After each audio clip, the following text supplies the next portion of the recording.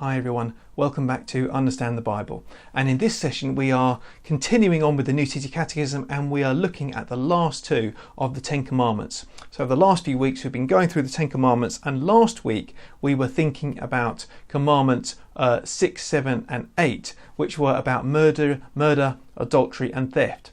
Now all of those things are kind of actions that we do. You might say they're things we can do with our hands or whatever, they are actions that we can perform. Whereas in these last two commandments, we're kind of moving on to think about firstly our words, and then even our thoughts and our attitudes. So it's kind of moving a bit more internal, especially when we get to the last command. So this is Commandments 9 and 10, and it's New City Catechism question 12.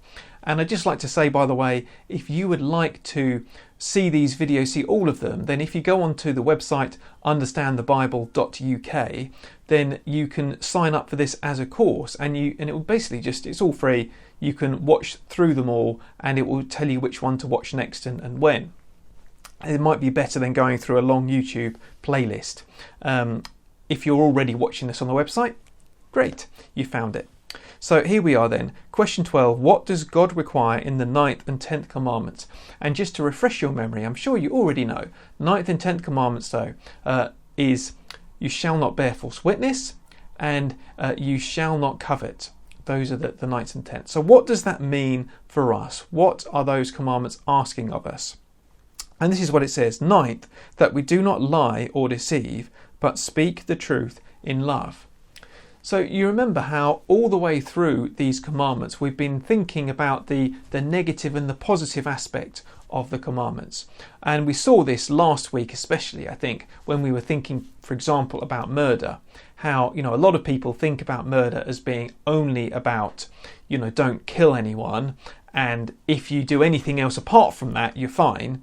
But actually what we saw is it's not about, don't just, don't kill anyone. That's the extreme end. But actually, we need to treat people well instead.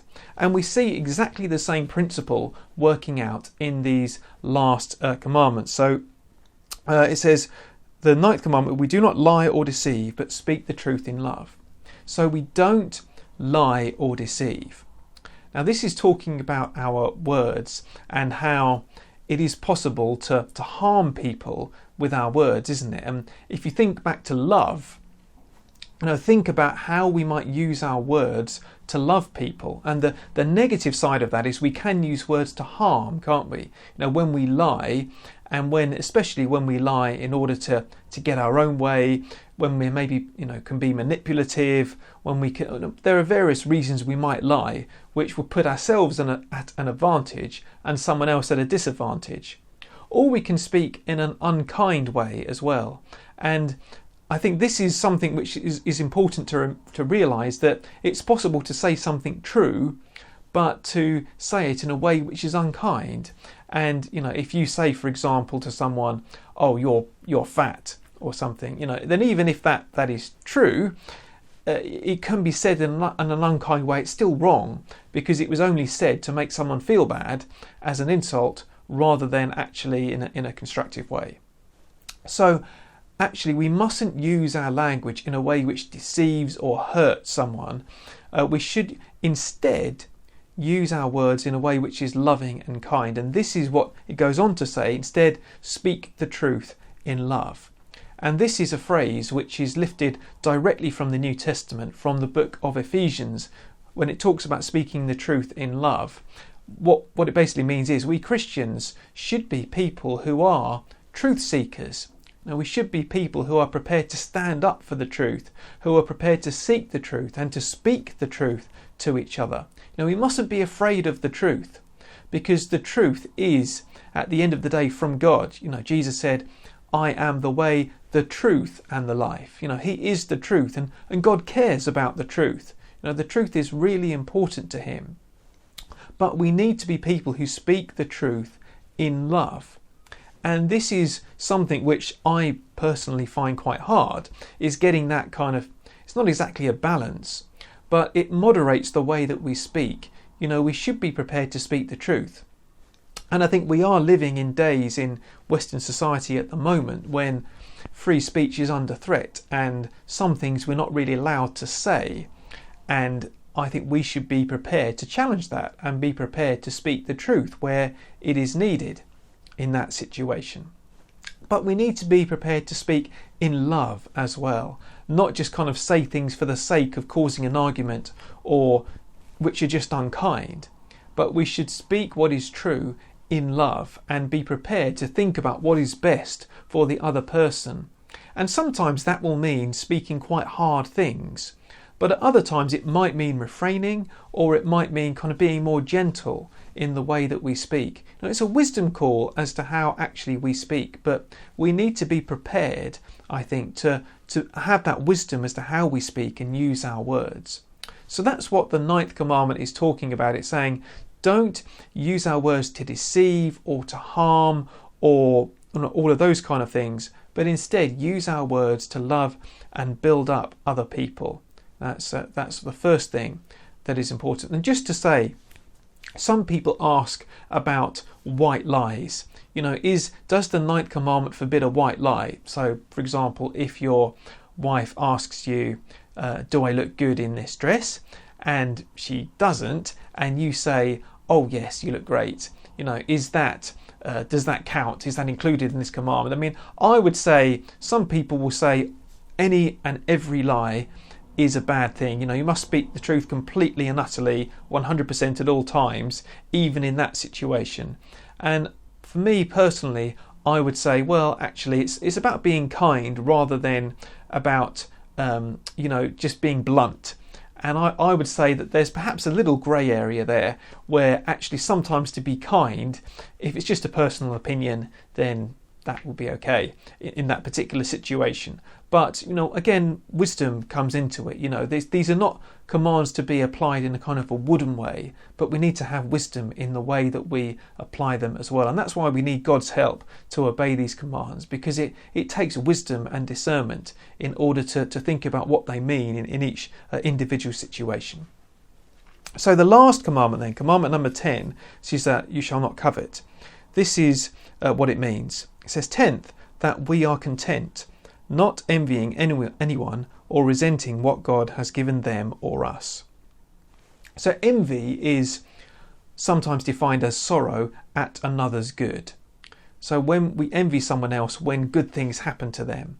And this commandment forbids that. It says, look, don't be envious at what someone else has, the gifts that they have, the possessions that they have, the experiences that they've had, or their money, or whatever it is, their beauty, their looks, all of those things. Don't envy them, because God has given us all different gifts, and it's up to God to apportion them out. It's not up to you or me.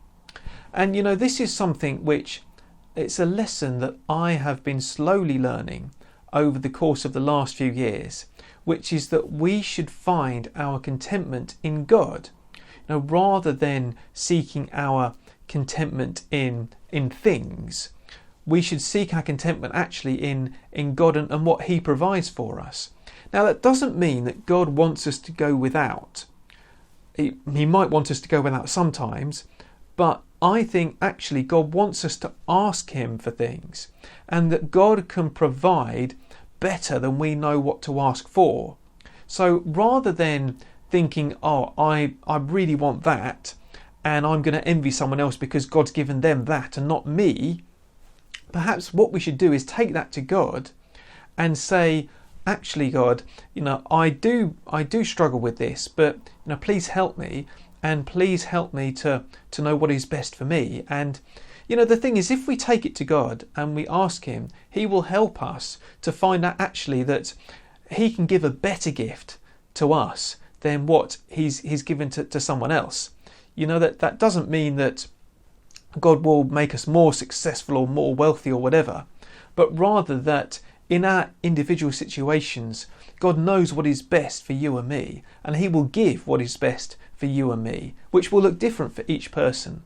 But the point is not to be really upset that God's given someone else something and not us, but that we rather need to be content with what God gives us and seek Him for His will and for His help in having what we need and the things which will fulfill us, because only God can provide those.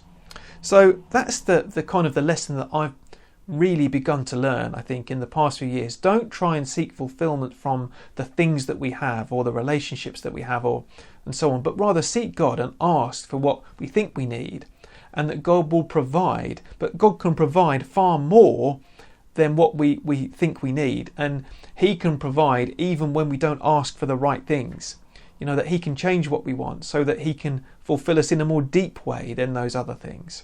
So that's what this means, that we need to look to God and we need to trust Him for His kind of goodness and His provision for us.